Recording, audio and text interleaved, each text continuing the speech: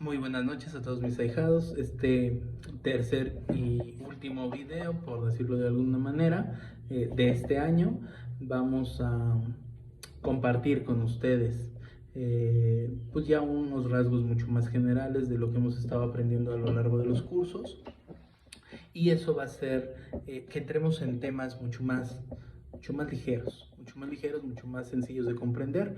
Dicen que primero hay que aprender el abecedario de la A a la Z para poder aprender a verbalizar, para poder aprender a construir palabras, para aprender a hablar, ¿no? Eso es lo que se nos enseña. Entonces, para que nosotros podamos entender, primero tenemos que empezar por lo más básico, ¿no?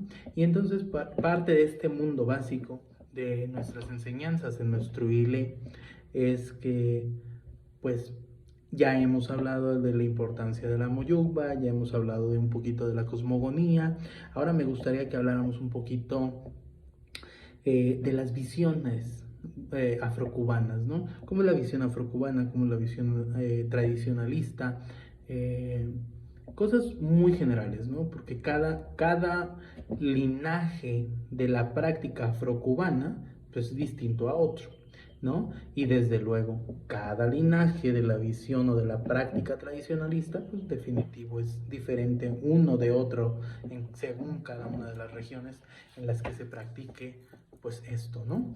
Entonces, yo les quiero compartir que pues ya hemos hablado del Panteón Lucumí en algún momento. El Panteón Lucumí pues es el conjunto de orizas y de ochas que se construyen y que se dan en Cuba, ¿no? ¿Cómo se construye en la visión afrocubana? Pues cada oricha, cómo va confeccionado, qué lleva, qué elementos debe tener, qué elementos no debe de tener, y cosas así, ¿no? ¿Cuántos orichas hay? ¿Cuántos se veneran? ¿Cuántos han llegado a Cuba? ¿Cuántos de estos orichas y ochas se siguen haciendo culto, es decir, se siguen recibiendo, se siguen entregando? ¿Cuántos otros ya no se hacen? Ya se perdió el misterio de la entrega y práctica de esos ochas y de esos orichas, ¿no? Y un poquito de la diferencia, cómo se da en el tradicionalismo, ¿no? En algunos linajes del tradicionalismo, no en todos, insisto, cada linaje tiene una forma diferente de cultuar un, un oriza, un ocha, ¿no? Pero definitivamente en el Panteón Lucumí, pues bueno, podemos encontrar que la visión general es que hay 401 irunmoles, ¿no? 401 deidades, 401 expresiones de Oludumare, ¿no? U Olofin, por decirlo de alguna manera, que es una de las tres personas, ¿no? Esto es un poco del sincretismo que se heredó de los esclavistas, ¿no? Que al ser cristianos o al ser católicos, pues obviamente influenciaron mucho de la cosmogonía, como ya lo hablábamos anteriormente, en los esclavos, ¿no? Que tuvieron que disfrazar sus creencias y su manera de ver el mundo desde que fueron esclavos, ¿no? Entonces, bueno, pues en el Panteón Lucumí pues nos hablan ahí de 400 deidades, 401 deidades, ¿no? Cada una tiene sus atributos, pero muchas están perdidas, ¿no? Si bien es cierto, se habla de muchas, pero no todas se entregan, no todas se practican, no todas se han recibido, no todas se tiene el misterio de cómo se hace. ¿Por qué? Porque a lo largo de los años que duró el proceso de esclavitud en Cuba y a su vez en todo el Caribe, pues bueno, se fueron perdiendo y otras se fueron modificando, como pues como fue sucediendo, por ejemplo, en Brasil con la Ubanda y con el Candomblé, que si bien es cierto hay deidades que podemos entender y reconocer de forma inmediata por sus atributos o por su manera de relacionarse con orichas o ochas que ya conocemos, también es cierto que tienen principios totalmente diferentes para consagrarlos, ¿no? Y que para poderlo hacer habría que estar iniciados de la forma correcta en la Ubanda y en el Candomblé, que son prácticas del culto de lo que nosotros hacemos, pero con su particularidad desde que llegaron a estas tierras brasileñas, porque bueno, pues obviamente eso ha influido, ¿no? Entonces, pues bueno, pasando la nota es que, pues bueno, ya habíamos hablado que en el Panteón Lucumí, pues había más o menos 401 deidades, ¿no? Recordemos que las visiones afrocubanas y tradicionalistas pues son totalmente diferentes, ¿no? Desde cómo consagrar una deidad, cosas que no vamos a entrar en detalle, eso ya lo hemos hecho en clases presenciales y lo seguiremos haciendo así porque este es un conocimiento que se comparte boca a oído, ¿no? Y que no es que esté en contra de transmitirlo en un video, pero pues son secretos de la religión. Entonces, sí es importante que estos a su vez se perpetúen a través de compartirlos boca a oído, no porque sea algo malo, no porque esté algo oculto, sino porque cada deidad tiene su particularidad, ¿no? Y como ya en algunos momentos lo habíamos ejemplificado, pues no las mismas deidades que se consagran por la diáspora afrocubana no se entregan, ni se reciben, ni se inician así en el tradicionalismo, como ya lo habíamos dicho. Para un ejemplo general, ya habíamos comentado que en la diáspora afrocubana, pues a uno se le determina Orisa Lakbatori a través de Eridilogun o a través de Isefa, o lo que es mejor dicho para la visión afrocubana, consagración de Agofacán o Icofafún, ¿no? Agofacán para el caso de los varones y Icofafún para el caso de las mujeres.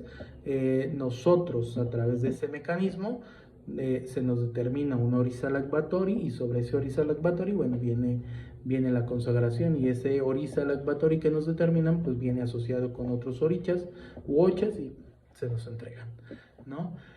Mientras que en el tradicionalismo, a través de la ceremonia de Isefa, que es algo muy similar a lo ya explicado anteriormente, pero con las connotaciones muy propias de esa ceremonia, que es una visión tradicional, ahí no hay como tal una definición de Orisa Lakbatori, ¿no? Hay un Orisa regente, hay un Orisa que nos defiende, hay un Orisa que nos habla a través de los consejos que nos da Orumila, ¿no? A través de esta ceremonia, pero no quiere decir que haya determinación de un Orisa Lakbatori, sino simplemente se nos deja la puerta abierta para que nosotros, bajo el consejo de Orumila, nos podamos ir iniciando en el culto de cada Orisa que mejor dote de herramientas emocionales, espirituales, ancestrales a nuestro ser para poder cumplir nuestro destino que elegimos al momento de bajar a la tierra, ¿no? Esto mismo se puede hacer en algunos linajes afrocubanos por caracol, es decir, por Dilogún, ¿no? Y también se puede hacer en algunos linajes tradicionalistas por Eridilogún, ¿no? Determinar cuáles son los orisas donde a la persona le convendría iniciarse para encontrar progreso y estabilidad. No quiere decir que esto esté mal, ¿no? Simplemente que son dos maneras de entender el mundo, son dos maneras de cultuar, son dos maneras de practicar totalmente diferentes sin que ninguna de las dos esté mal. Las dos son correctas. Solamente que como la diáspora afrocubana así ha permeado más algunos países de Latinoamérica, entre ellos México, Brasil, Venezuela, Colombia, ¿no? El sur de Estados Unidos, ¿no? Pues obviamente permear de esa forma, pues les hace sentir que lo correcto es hacerlo bajo la regla de Ocha afrocubana y afrodescendiente, afrocaribeña que se vio, ¿no? Eso no está mal, pero no es la única alternativa, ¿no? Entonces, con esto me gustaría que esa parte quedara un poquito más clara para entender que son dos visiones diferentes y no por ser diferentes están peleadas, simplemente tratan de conectar con lo que cultuamos de una manera totalmente diferente, única y particular, ¿no? Pues eso es lo que de alguna manera hemos visto, ¿no? Con esta parte de las diferencias, ¿no?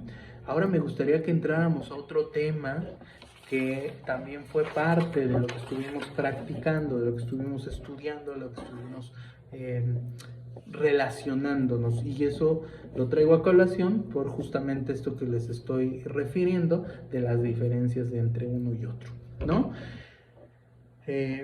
Los procesos de iniciación, ¿no?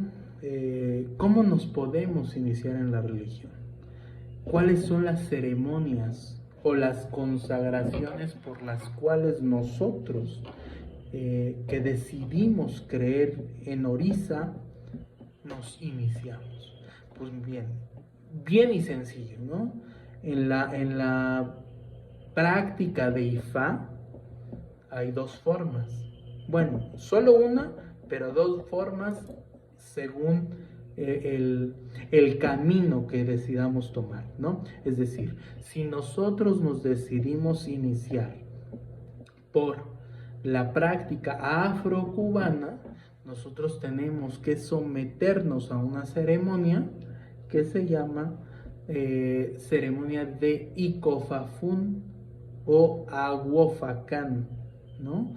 Mediante la cual, pues nosotros recibimos el consejo de Orula, recibimos nuestros signos que determinan nuestro destino, se nos determina el Orisa Lakbatori que debe ir a nuestra Lerí en algún momento de la vida, o que de alguna manera nos va a guiar siempre con su sabiduría y su consejo, y es una ceremonia que dura pues 3 días, ¿no?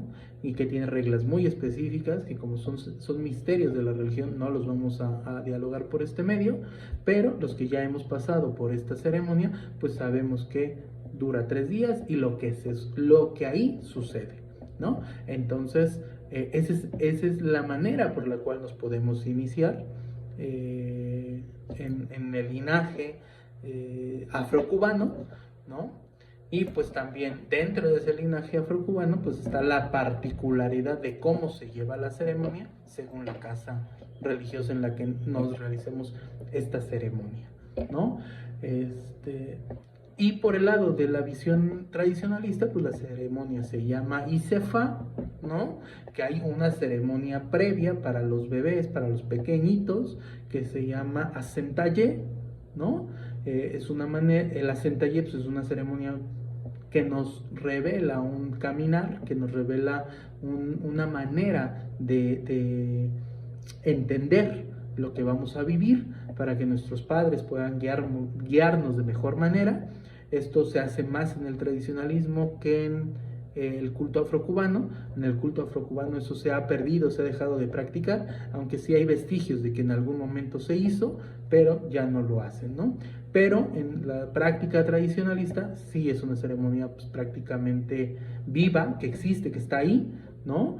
Y que de alguna manera nos trata de explicar cómo va a ser la vida de ese pequeño, ¿no?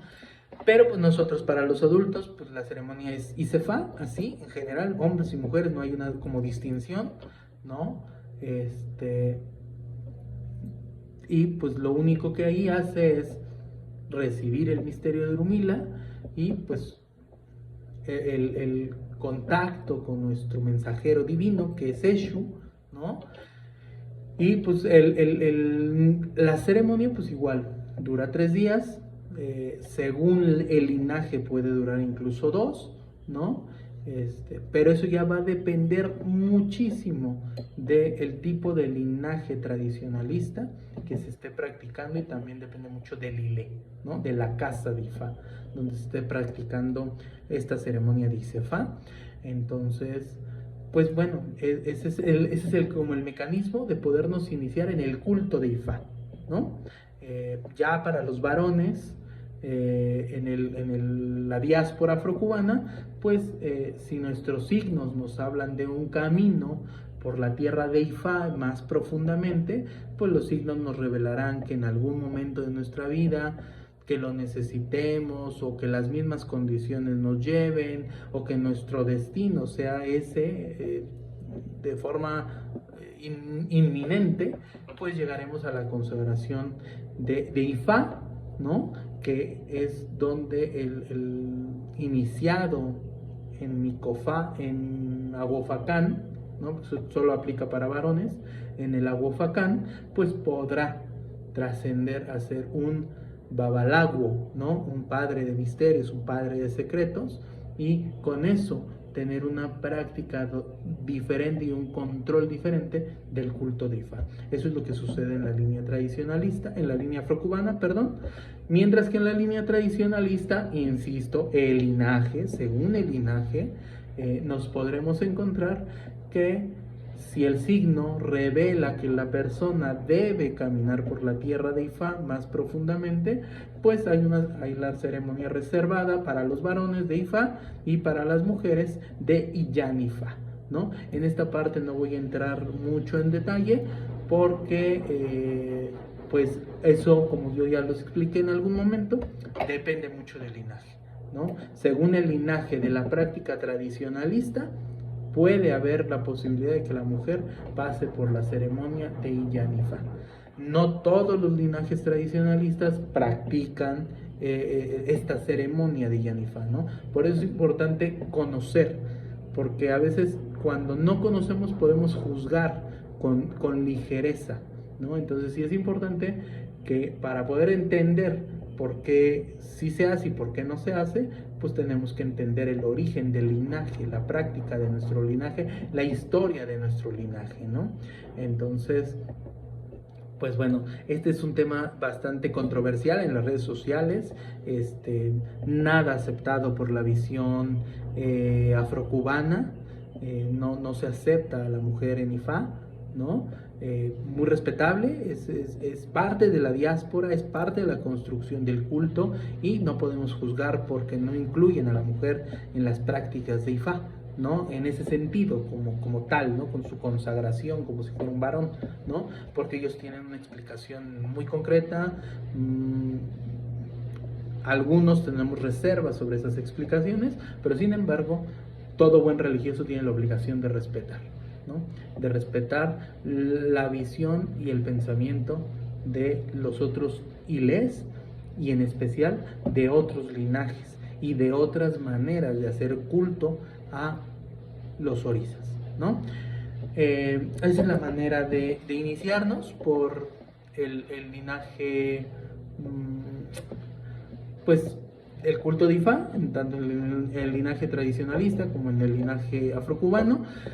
Mientras que la iniciación en tierra de Ocha afrocubana, pues es muy sencilla también, ¿no? Es la recepción de leques, la ceremonia de leques, ¿no? Y ceremonia de Otán de Legua. Eso es lo que a nosotros nos dota de una ceremonia completa, de una ceremonia de iniciación. Ese es nuestro primer paso a la iniciación, ¿no? Esa es la manera en la que nosotros en el culto afrocubano pues, nos podemos iniciar, mientras que en el culto tradicionalista pues la iniciación pues va a depender mucho más de cómo nos iniciamos en el oriza que hemos determinado iniciarnos, ¿no? Ya sea como se ve en algunas regiones de África, ¿no? De las líneas tradicionales, que pues van a iniciarse normalmente en el culto de la casa, ¿no? Es decir, si en esta casa se venera a Ogún, ¿no? A Oya, pues lo recomendable es que si practicamos lo tradicional, nos iniciemos, y digo entrecomillado, nos iniciemos en Ogún o en Oya, ¿no? ¿Por qué? Porque esas son las prácticas de esta casa, ¿no? De que el culto es a estos dos orizas de primera mano, pues, por decirlo de alguna manera. Yo estoy iniciado en otros orizas, no solamente en esos, pero esa es como la idea principal, ¿no? Hay algunos linajes tradicionalistas que ahora están practicando, ¿no? La entrega de collares, la entrega de leques, bajo una mecánica tradicionalista, ¿no? Bajo una visión tradicionalista. No digo que esté bien, no digo que esté mal, simplemente depende del ilé, y mientras al creyente este proceso de iniciación le traiga iré, le traiga prosperidad, le traiga desenvolvimiento, le traiga paz, le traiga tranquilidad, le traiga evolución, pues entenderemos que las cosas están bien hechas, ¿no? Eso para mí es una máxima. Si tú caminas con lo que tienes, está bien hecho, ¿no? Más allá de que algunas personas piensen que no es así porque no se hizo como se hace en su casa, ¿no? Por eso es importante partir del respeto, ¿no? Yo puedo pensar que lo que alguien recibió en otro sitio no está bien hecho, sin embargo, los únicos que saben si estuvo bien o no hecho, pues son los mismos orisas, ¿no? Y hay que ir al oráculo para saber si eso está bien o no fundamentado. ¿Por qué? Porque eso es lo importante. Porque a veces creemos que porque no lo hicieron como lo hacemos en nuestra casa, eso no está bien o no camina. Pero antes de hacer un juicio de tan ligero sobre una consagración, pues lo recomendable para mi punto de vista es consultarlo al oráculo, consultárselo al orisa, ya sea a Orumila a través de Opele, a través de Adele, o a través de Dilogun, o a través de Eri Dilogun, desde la tierra de Ocha, ¿no? Entonces, mientras la persona encuentre paz, prosperidad y desenvolvimiento con la ceremonia que recibió, pues creo que ahí todo camina bien, ¿no? Si al contrario no hay prosperidad y no hay progreso, pues por más que se haya seguido toda la literatura, por decirlo de alguna manera, algo no se hizo bien porque esa persona no está alcanzando la finalidad para la que se inició. Porque normalmente nos iniciamos para encontrar nuestro destino y para poderlo cumplir con más facilidad, ¿no? Entonces, o salir adelante, ¿no? Entonces, pues esta es una visión un tanto mucho más mesurada, pero es importante que lo entendamos, ¿no? Y pues finalmente me gustaría concluir con todos ustedes que el próximo año pues vamos a empezar a trabajar nuestras clases presenciales con todas las medidas obviamente de seguridad, con todas las medidas de protección, y ya en próximas fechas, en próximas horas, seguramente el día primero, les estaré notificando qué vamos a hacer para iniciar el año. Seguramente vamos a realizar esta bonita y hermosa ceremonia que es darle de comer a la tierra, ¿no? Y bueno, pues desde ahí comenzar nuestro ciclo, comenzar un ciclo gregoriano, porque finalmente nos estamos rigiendo por el calendario gregoriano, para comenzar un nuevo año, pero lo haremos en esta fecha. Sin embargo, cuando se acerque la celebración del Año Nuevo tradicionalista, del Año Nuevo Yoruba, pues seguramente también consultaremos el oráculo para ver si podemos realizar algo que nos dé la oportunidad y nos dé la posibilidad de que nuestro caminar por el resto del año sea largamente fructífero y próspero, ¿no? Sin más, pues yo me despido hoy con este pequeño video, que fue un poquito más largo que los anteriores, pero bastante completo, que resume todo lo que hemos estado viendo. Les mando un fuerte abrazo y que Ogun y Oya los bendigan siempre. Acheo.